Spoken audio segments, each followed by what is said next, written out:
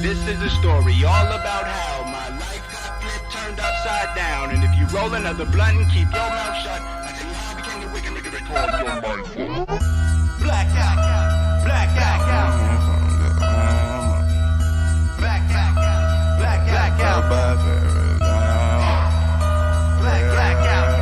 blackout, blackout, yeah.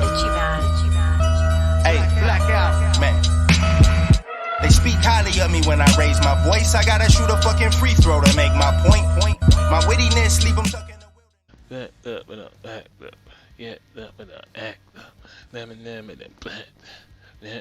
Let me chill. Alright, so alright, so we back.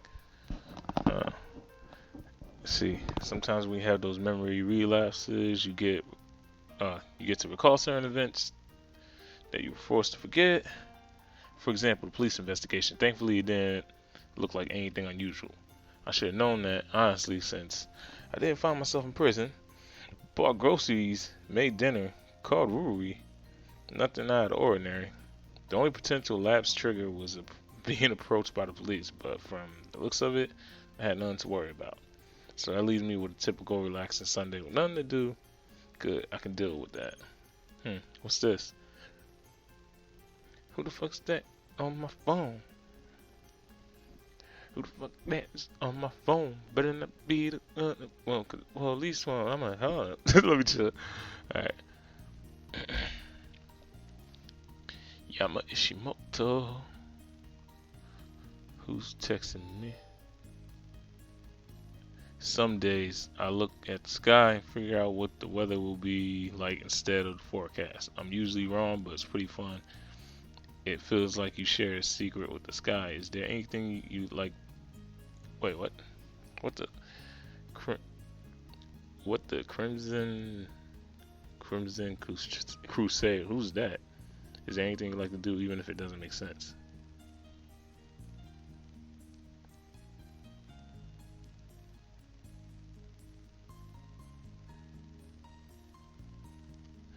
Sorry, I think you got the wrong address, my dude.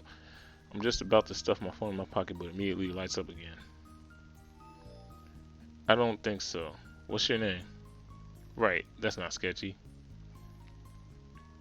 My name is Guru Kalpato, and I'm an obsessed mountain troll who dines upon the flesh of humanity. This time my phone remained silent for a while, satisfied I lowered it. Oh my goodness, really? I see. Why do you own a smartphone? The heck? Are you discriminating against me because I happen to be a mountain troll? And to answer your question, human service providers are much better than troll service providers. What am I saying?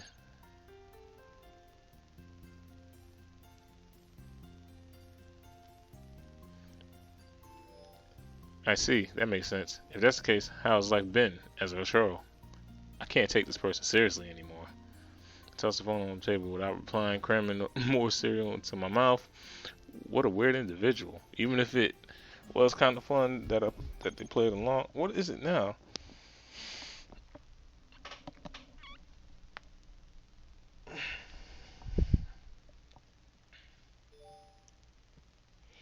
Ishiyama. Television post haste.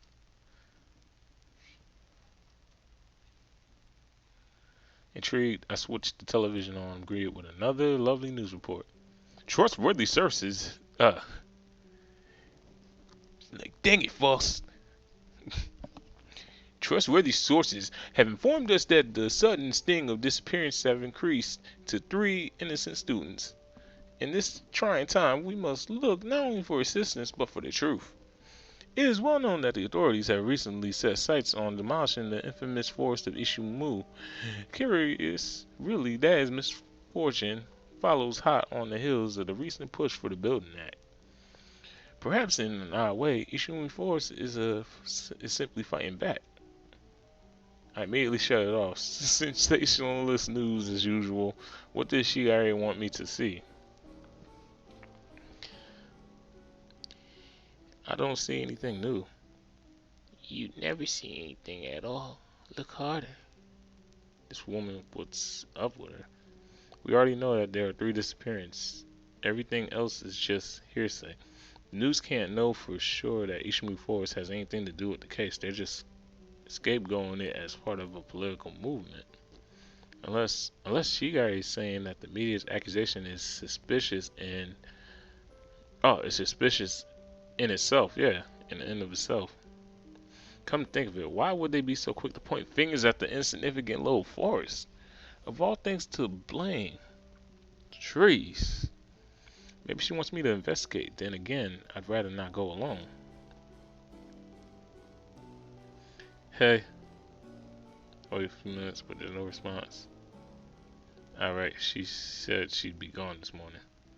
But it's kind of past morning, isn't it? I checked up on social media. No check-ins, no photos, no statuses. Not since last night at 11 p.m. after curfew. Back at her door. Just like the other 3. Oh no. Oh no. So, I know I like to be a creep, but what are you doing? Still nothing. I struggle to quench the rising sense of panic as I turn to another source. Hey, have you seen Huey? Yeah. Where? Yesterday, dude. We were at the park. LOL. I mean, after that, we went back to the dorms. So you didn't see her? No. When did you last see her? Like 11:30 or something, man. What's wrong? Why? Nothing. Don't panic.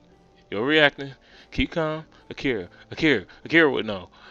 Akira's a roommate, so yeah, she would know. Like, hey. Super Rooney, Commander. How goes the day? The what? Huey said she was gonna meet up with you this morning. She did? Yeah. She seemed super excited about it too. She was gone by the time I woke up. So you guys have a great time. No. No. She doesn't know. No one knows. Rui's been gone since 11:30 last night. Disappearance, Fost. I have to go now.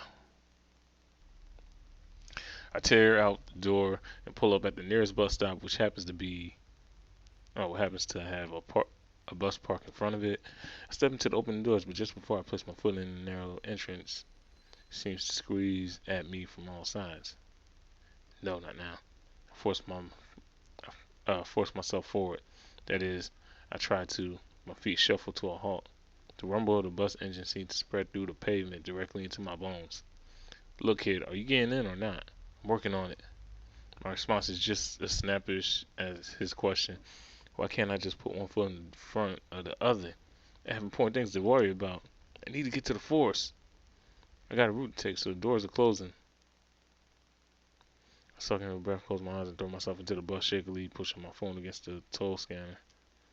I don't open them as I rush to the nearest seat, groping for a handhold. The doors close and the bus rattles to life, charging down the street. I should be fine. No, I would be fine under ordinary circumstances. If it was my friends, or if my nerves wasn't on edge, or if I wasn't worried about the disappearances. No, there's no use in wishful thinking. I have to keep myself under control. I have to stay calm. I stagger into the forest with my mind is spinning. The forest is blocking me in on every side as I thrust through the beaten overgrowth. I always thought that the government was exaggerating when they didn't want to demolish this place due to the bad luck. But now that I'm actually in the midst of it, I can see where they're coming from. I'm not superstitious, never been, never will be. I take what I see and I smell and feel with my own senses. Hearsay is secondary. Emotions are untrustworthy. But there's nothing to rely on, not out here where everything is wild and flourishing. The full of the garish color and foreign textures. Some tree sap rubs off my sleeves and sweater. It slowly moves from red to green to blue and back like a chameleon made out of honey. That's not normal, isn't it? Guess I don't Guess I wouldn't know under these circumstances. Not around here. It's not exactly the place I would choose for a leisurely stroll.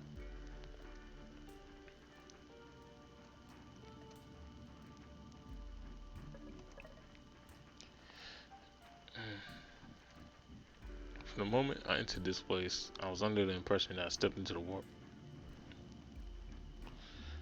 To a world where the laws of physics were different.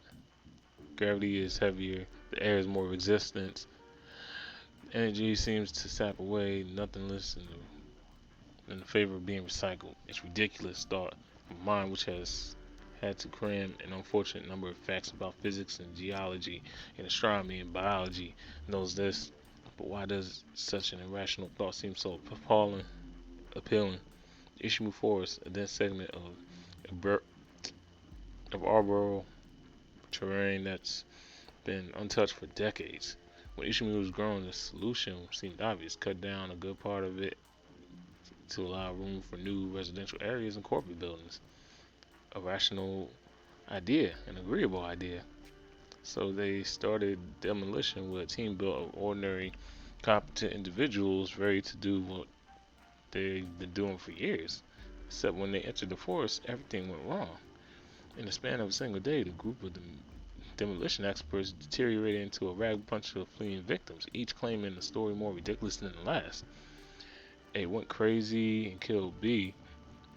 Yeah, A, they went crazy and killed B.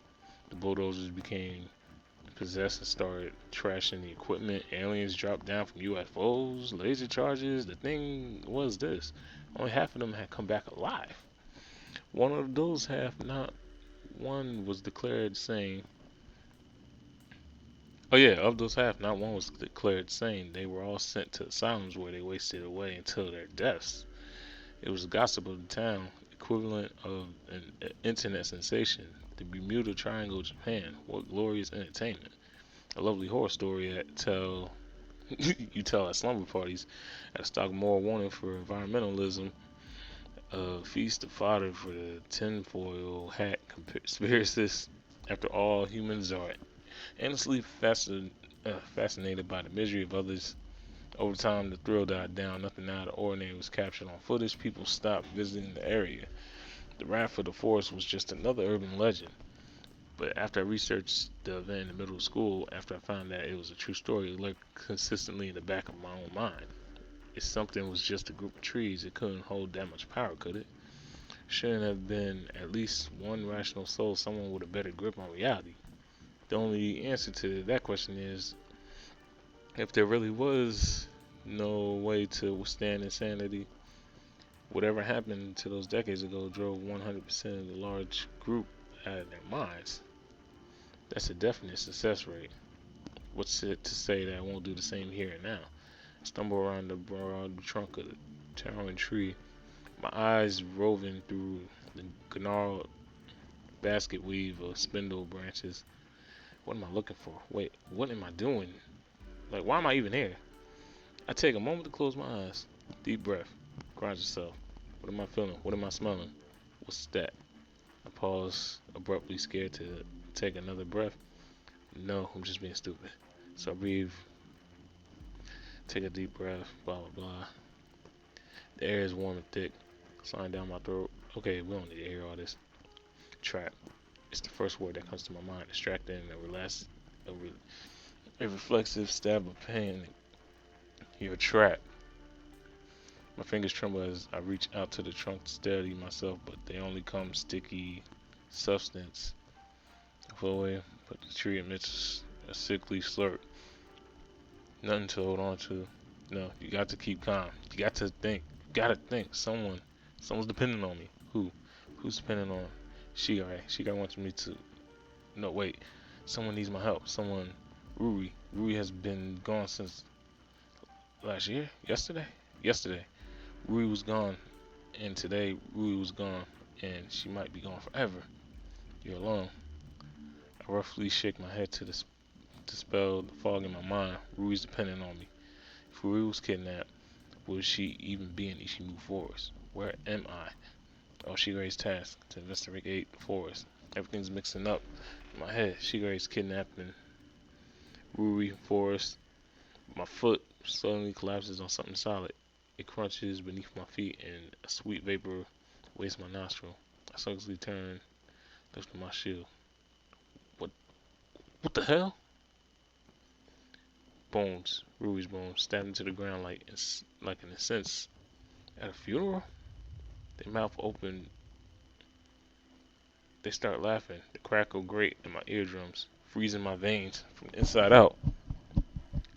Late, late, late. No. I stop the bones, their fragment pieces beneath my feet. The scent only intensifies only until it clogs my nostrils. No, I'm not late. The bones melt, streaming into the earth. Black pool immersed into caramel. They're gone. I'm free. I'm gone. It's okay. The pool congeals into a humanoid figure and sludges over my shoes, dripping blood against my legs. We'll be fine. No. No, no, no, damn it. I blindly reach into the pool, flinging my arms, tearing it apart. It burns my hands, crumbling into residue.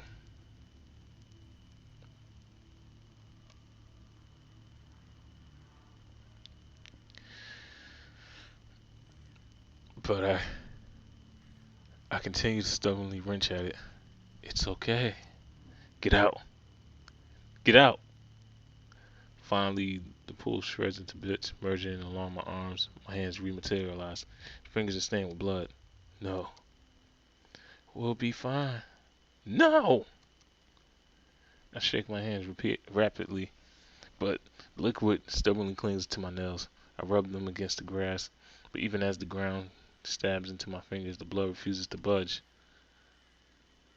What's wrong? Shut up, shut up! You're too late. I'm not late. I'm not. Can't handle this anymore. Not anymore. I sink to the ground, overrun with darkness. Bones dance around before my eyes. Hey! I jerk grip. Vision eerily clear. I'm still shakingly, uncontrollably with my mind blurry. No blood, no bones, no pool. What just happened? What are you doing here? I jumped at the sharp voice, which is coming from the stern policeman standing a few meters away. My stomach reaction is relief. Another human being. No, more than a police officer. Someone who can get me out of here. Then I notice that his fingers are gliding over the electric, the electric baton at his wrist. Quickly, I use my hands to pull myself together. Ishimu citizen Yama Ishimoto. ID. Takes me a moment to recollect the digits through the haze in my thoughts. 532 4895 643 634. I mean 532 4895 634. The man pauses, eyes roving across the inside of his site code, probably matching my name and image to the Ishimu database. I managed to catch a glimpse of the badge. His name is Captain Katsu Kaboyoshi. We're just gonna call him Katsu. In bold, clear letters, a captain here. Why is a police captain in the forest? Ding ding. Added to Fost the Gamer's clue book or whatever. You're an academy student. His sudden prompt snaps me back to reality. Yes. What are you doing here? I work to speak past the lump in my throat. I'm looking for a friend. His eyes clearly darken in suspicion. In Ishimu Forest? Yes. I want to bite back to say something sarcastic, but I'm barely capable of registering a sound, much less supplying witty reprieve. Katsu taps at his sight code, turning to speak to someone over the intercom. Yeah, kid, academy student, 532 4895 634. Not hostile so far. Understood. He was back to me, hand still hovering over his baton. I instinctively shrink backward, trying to stay coherent. What's your friend's name? Name. Oh yeah, Shigai Inamoto. Oh wait, no. Ruri Hayata. What's wrong with me? She's been missing since yesterday at 11:30 p.m. I saw the news and I thought everything coming out of my mouth started to contrive. Blah blah blah. How do you know Shigai Inamoto? I don't. I do. I know of her. I know her. Yes. So I gathered how. Case, witness, something. He touches the tip of his side code and frowns. You are not listed as a witness for any case within the past 5 years, much less under Shigai Inamoto. Panic bubbles in my stomach and out of my mouth. Assistant, I'm her assistant. You can ask her. What business will Inamoto have in Ishimu Forest? Don't know. Just stop it all. Look, Yama Shimono, I'm not sure if you're aware of your position. Given the circumstances of this morning, you are currently a primary suspect. I'm what? He snorts in disbelief but pauses his attention suddenly into the site code. Superintendent, I believe that unverified, hence my suspicions. Remarkable. Understood, sir. He looks to me, eyebrows set in clear distrust. Inamoto has substated your claim. You are clear. Regardless, you must vacate the premises. My head is still spinning. There's some... like I'm not winning. The room is spinning. There's so little that I understand. Primary suspect this morning, vacate the premises. What's going on? Simply put, you are standing in the midst of a crime scene without clearance, so get out. My body acts before my mind does. I instinctively rush without a word, walking on autopilot. Crime scene, the forest. Is the forest a crime scene? Or was I in the middle of it? And they found a body? Are the disappearances actually murders? It's only when I return to the city that I come to my senses. Ruby's still missing. Furthermore, I didn't learn anything useful from the Ishimu Forest. Nothing close to what Shigai insinuated I might learn. If anything, I just made myself a top suspect on the police list. And what the hell did I experience in the forest? It was a lapse. In fact, I'd never come across anything like that before.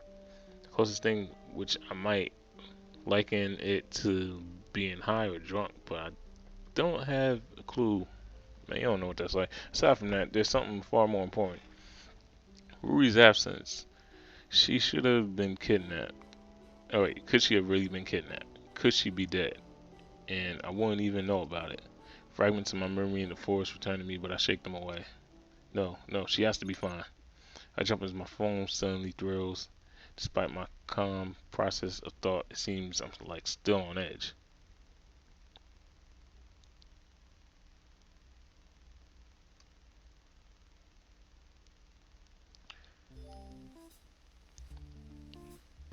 Top of the morning, Commander.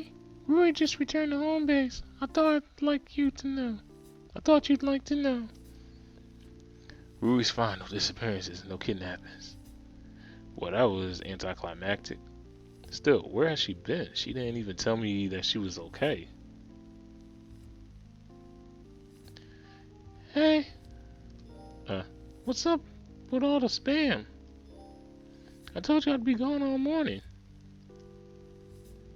Anger burns through my veins and I jam my phone in my pocket. Spam, does she know what I've gone through this morning? One little text, that's all I needed. I'm fine, I'm okay. Heck, go to sleep, Yama. Like, it's not my fault. No, it's not her fault. She did say she would be gone all morning. Damn, I'm right. Now what? Yep. I already know who this is about to be. Guaranteed. Ishimu appearing within Academy rooftop. What? A location ping from Miki? Did we arrange something? I don't recall any recent conversations with her. There must be an explanation. Sorry, that was meant for Yakihiko. So it was just a mistake? Wait a minute, Yakihiko? Why she meet Yakihiko on the school rooftop? No way, it can't be. They only know each other for what, 4 days? And Mizaki has more common sense than that. I need to get to the rooftop. Man. Like, I mean, you need to calm down, my dude. I swept at the entrance gate, hurry, sprint later back onto the roof, bracing myself for horror. Instead of finding not a confession scene, thank goodness. That's people scared about. Okay, it's people here. Hey! The foot candles are too high. Get a scrim. And where the hell are you putting the sandbag? It's C-stand, you idiot. Put it on the other leg. Sorry, director. Suzune. Suzune. Where the hell is your kimono? I need it fitted right now. Is this a film set? Why are they film shooting here? Intrigued, I decided to take a closer look. Judging by the setup, it seems like. Let's see. Cause I'm trying not to get into all this, y'all. So it's mostly women, kimonos, and they're making it look all festival-like. A brilliant light of purple flashes to my eyes. From distance, she almost looks like Diffusier set, sir. Right. Everyone take your positions. Camera. Rolling. Cool sound. Speeding. Slay. Kazehaya. Scene 1. Yakumo. Yamaku. Take 1. Marker. Action. See girl in purple dress. Group of girls around her. Chat. She disconnects from the conversation. Her head is lowered as she trips boot to boot. Cut. Perfect. Director takes footage. Bum bum. It's Mizaki. It's actually Mizaki. However, as soon as I blink, she disappears among the sea of actors and crews, and I wonder if I merely just saw an illusion. Where's Kazunuko? We haven't been able to contact him for a while, sir. What do you mean? Haven't been able to contact him. He's the other talent. His manager's not picking up. I need Kazunuko for the next shot. Give me Kazunuko. Yes, sir. Yama? I almost jump at the sudden voice behind my ear. Mizaki is holding a bottle of water, her eyes wide open with surprise. There is no illusion. For a moment, my mouth runs dry at just how stunning she looks.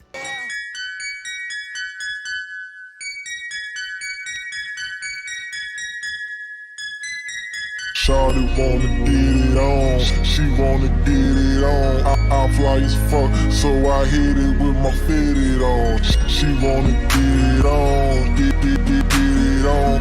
I'm fly as fuck, so I hit it with my fitted on. Look at Shawty over there, she steady in me. Later on we gon' be F-U-C-K-I-N-G. She ain't never had a nigga that's as fly as me. And I'ma hit it with my fitted on, with my fitted on. Yeah, yeah, yeah, yeah.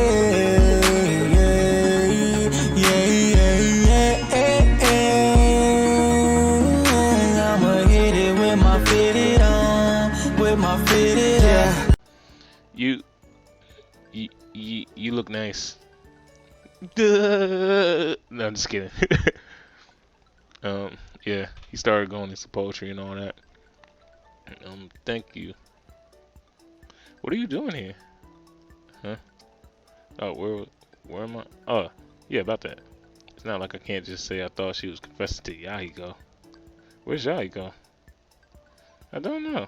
I texted him a while ago, but it doesn't seem like he's coming. He mentioned that he wanted to become a model, so I thought he would be interested in watching a film shoot. Oh well, that stuff over. Makes me wonder how big Mizaki is. It's not like she gets recognized on the street or swarmed by hordes of fans, but small timers don't just pick up TV commercials, do they? Hey you, boy! The crew member runs up to me, then stoops over, clearly out of breath. You want to be a star? Do I what? He claps his hands together, bowing pleadfully. Please, I'm begging you. My job is just running on this one. We can't contact our actor, and we need to shoot to the scene during noon. And our permit ends today, so we can't shoot tomorrow. If I can't find someone, the director, he'll. Mizaki, is this guy for real? He seems pretty serious. Please, you look photogenic and charismatic. And your proportions, they look identical to Kanazuki's. Kanazuki News. Whatever this dude's name was. Besides, it seems like you already know Kazahaya, so there'll probably be chemistry and rapport and stuff, you know? Like, I don't know. If you ask me, I say you should try it. You were always good at acting, weren't you? It's not like I'm a professional, Miki. Come on, it'll be fun. I don't know. Should I really?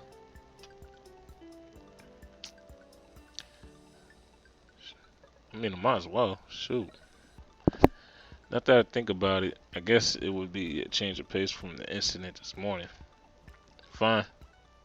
The crew member clasped his hands and jumping up and down. Even Mizaki looked surprised. I guess she was expecting me to come up with some excuse. You will? Yeah, why not? Great. Here's the active release form. A health waiver from a temporary... Oh my god. A health form waiver. Temporary contracts. More release forms. More contracts. And more contracts. You know, just so we can't get sued. Because we're not R. Kelly. What the... Is this really... Like, is this paperwork really just for one simple shoot? Okay, get into this tent. Makeup and wardrobe will be groomed and you'll be ready in no time. Before I had a chance to understand what was just going on, I'm being shoved into a plastic tent. Like, wow. There are brushes, creams, blah, blah, blah. My hair and skin is... do people actually do this for fun? She's in a beautiful pose. One leg crossed, elbow tucked in.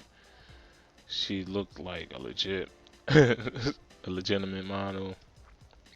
Shifted my eyes elsewhere, clearing my throat. So, 1 second. She taps on her phone in a stock silence. What's the urgency? I'm updating my status. What?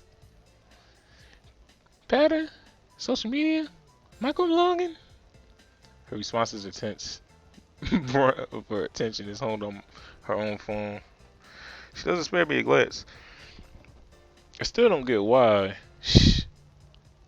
This is important. I promptly snatch her phone out of her hands. She squeaks in indignation, grabbing for it. Yama, stop! She suddenly halts, staring blankly at me. For a long moment. What? You should dress up more often. Which means you'd be more popular with the ladies if you did. Can't help but feel a hint of pleasure at her comment, but what does that have to do with anything with the current matter? Why are you always on your phone? My phone. Give it back. You didn't answer my question. I'm warning you, Yama. Give me my phone or else. I smirked challengingly, waving her cell in the air. Or else what? Mizaki makes a sudden lunge for her phone, but before I had the chance to sidestep, she grabs my wrist and attempts to pry it out of my hands. I see her eyes widen as she slips on the length of her kimono, momentum sending her phone straight into me.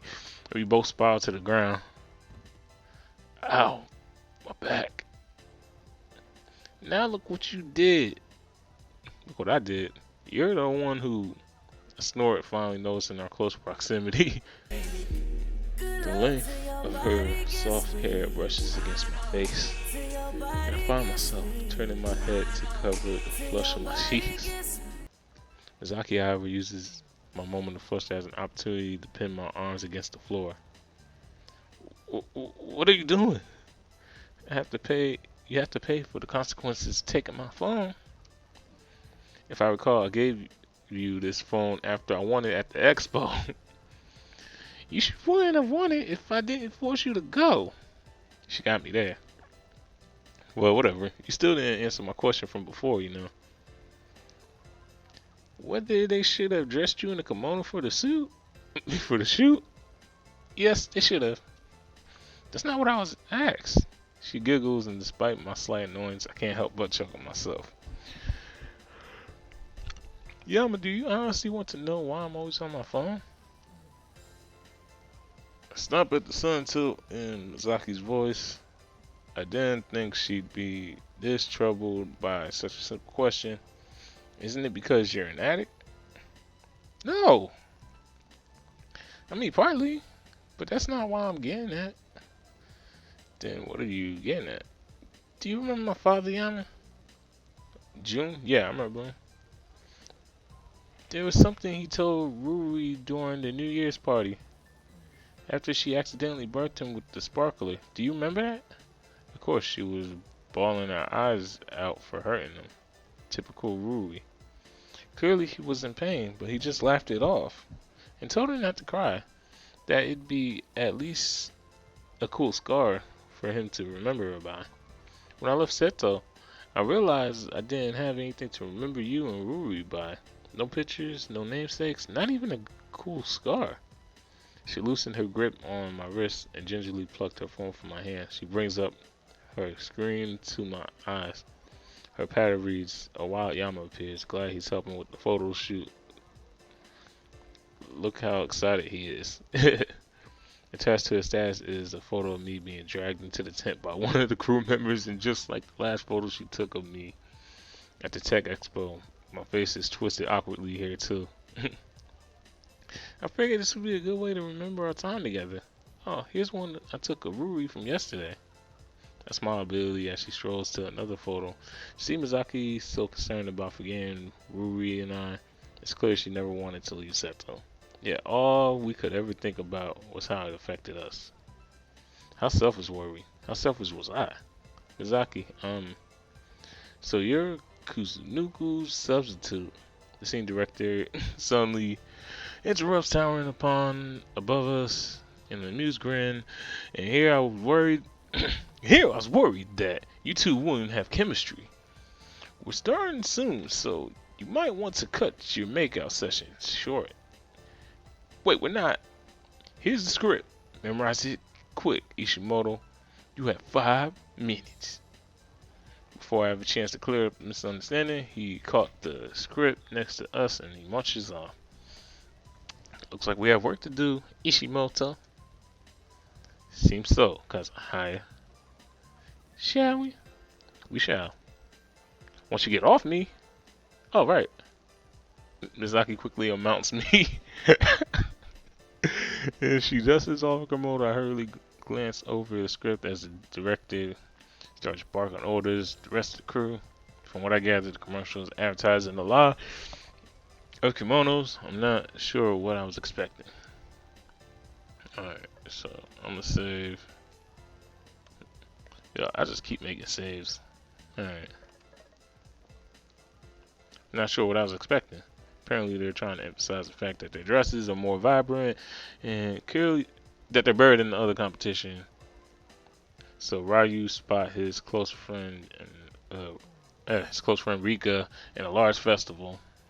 It seems the two are friends are at odds after Rui discovered Rika would be moving away the next day. The scene highlights his apology for being angry at her, and then Ishimoto at the jump that son called my name. I need you and Kazaya to take your places.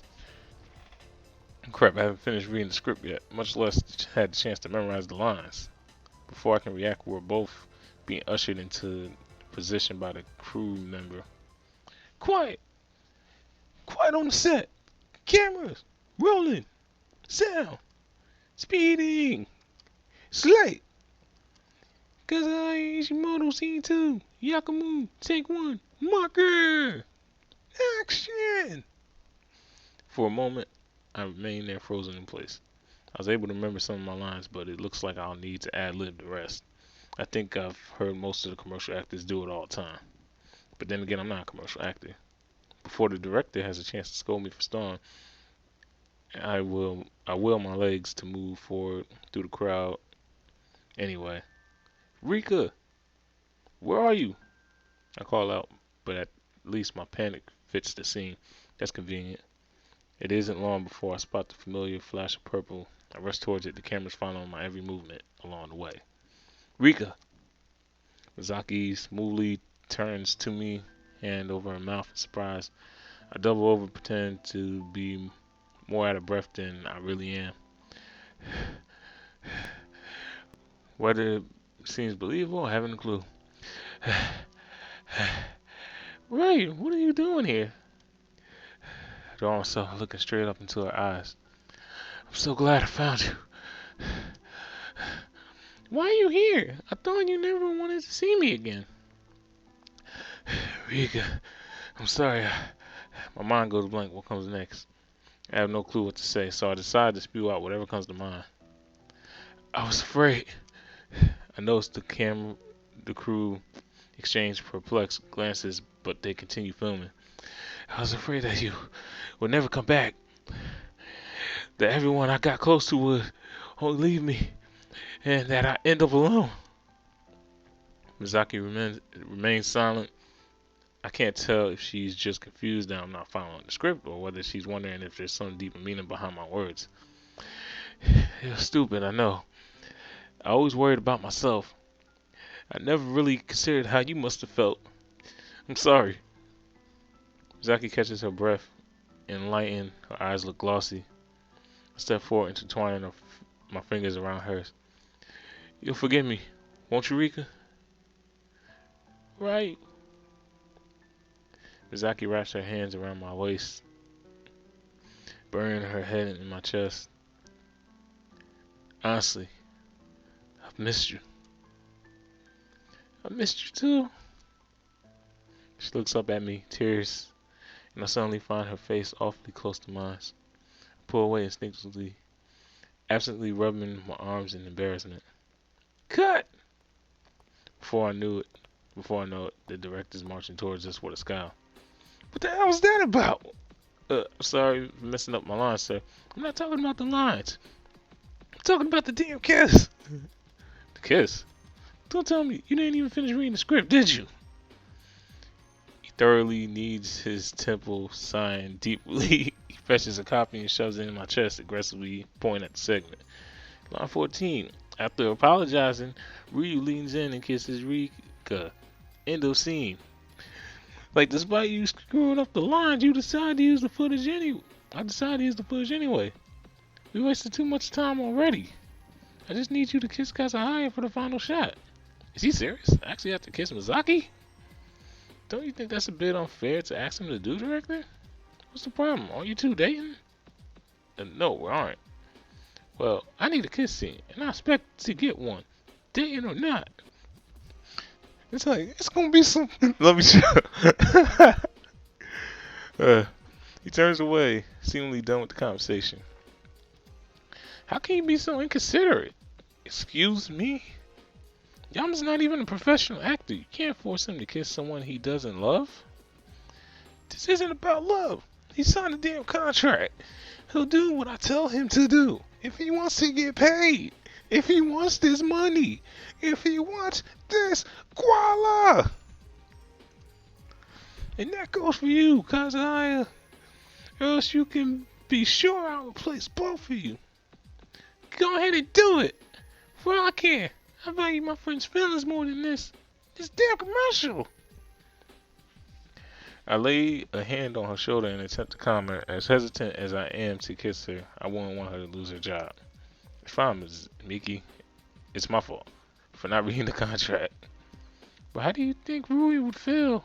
Huey? Why would she bring up Huey? Look, I don't have time for this relationship crap. Will you kiss her or not? Yes. But Yama... Then take your positions. The director sends us one last piercing glare. Before striding back to the chair with the room quiet, Mizaki and I return to our locked embrace. Are you sure you want to do this? It's alright. I just thought of an idea. Idea? What are you talking about? Just trust me. I can sense Migi's apprehension as the cameras focus on us even more. Slate! Kazai Ichimura, scene 2. Yamuku, take 2, marker, action! I'm going to need my face as close to Migi's as much as possible if I expect this to work. I brush my fingers over her cheek, tilting her chin upward for a moment. We remain there, suspended. Her eyes still red from her crying earlier, boring to mine, questioning. Just what do you plan on doing? I can hear my heart beat in my ears. I feel her slight exhale over my lips. Smell like cherry fragrance at her hair. I close my eyes, drifting closer and closer. And when we're only hairs apart, I discreetly move my thumbs to her lips. Misaki held shapely, stiffen at my touch. Almost retreat my hand, afraid that I hurt her, but she only tightens her grip around my waist to prevent me from moving. God, this is awkward. Good enough. Take 5, everyone. As the crew settles, I instantly draw back, releasing her. That was a staged kiss, wasn't it? Why didn't you tell me you were going to do a staged kiss? Would you have preferred a real one? Maybe I shouldn't have said that before I can cover up my faux pas. A crew member jogs over to us. It's your model, right? Thank you so much. You totally saved my eye back there, man. Thank you so much, man. Huh? Oh yeah, no problem, man. No problem, dude. If you don't mind, we still have some papers we need you to sign, and the director would like to discuss your pay. Sure. I get Koala. As the member leads me away, I give Mizaki the parting wave. But instead of waving back, she averts her eyes and slinks back to the changing room. Did I somehow make her mad? As I speak with the director, there are a lot of numbers, papers, and lengthy terms that I don't completely understand, but for the sounds of it, it sounds like blah blah blah. By the time I return, Mizaki's already disappeared. The only people left are around the crew, who are around the crew. Who do you love in the crew? Who do you love? Let me chill. Who are currently occupied with tearing down the set. Alright, this I think is a good spot to end it for now. Alright, y'all. With that,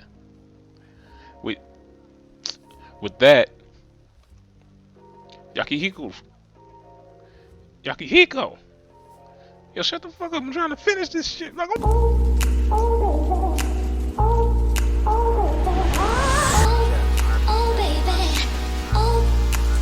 Cash Kid. DJ Young Sean.